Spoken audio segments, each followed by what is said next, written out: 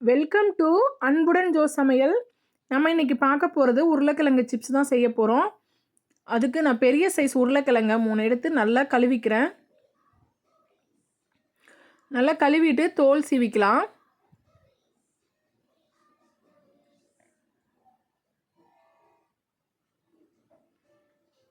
தோல் சீவிட்டு இந்த மாதிரி காய் சீவுறதை வச்சு நம்ம ரவுண்டாக நல்லா ஸ்லைஸாக சீவி எடுத்துக்கலாம்.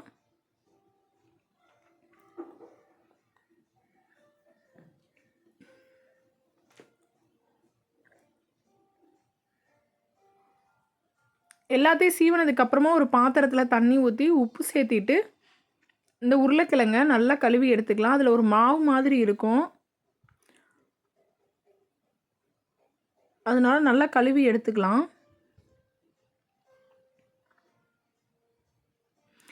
கழுவிட்டு ஒரு துணியில் நல்லா பரப்பி விட்டுக்கலாம். வெயில் இருந்தால் கூட வெயிலில் கூட கொஞ்சம் நேரம் வைக்கலாம்.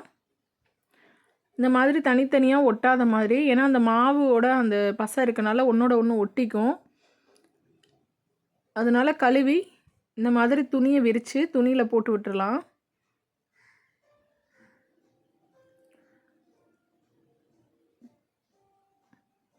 இப்போ ஏன்னா எண்ணெய் குடிக்காமல் இருக்கும். இப்போ பாருங்கள், ஒன்றோட ஒன்று ஒட்டாமல் அந்த ஈரெல்லாம் போயிடுச்சு. இப்போ வடசட்டியில் எண்ணெயை காய வச்சு பொரித்து எடுத்துக்கலாம்.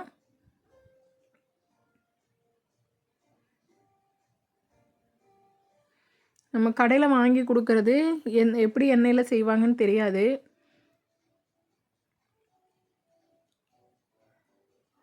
நம்ம இந்த மாதிரி டைம் இருக்கப்போ போட்டு டப்பாவில் போட்டு வச்சுக்கிட்டோம்னா நம்ம பசங்களுக்கு கொடுத்துக்கலாம்.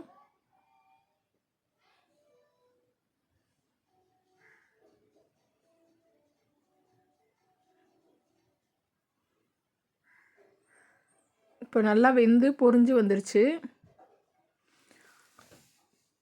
இந்த மாதிரி எல்லாத்தையும் போட்டு எடுத்துக்கலாம் எண்ணெயில் போட்டு.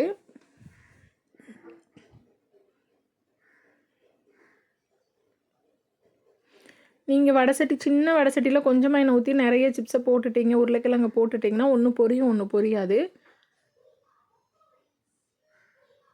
கொஞ்சம் கொஞ்சமாக போட்டு எடுங்க.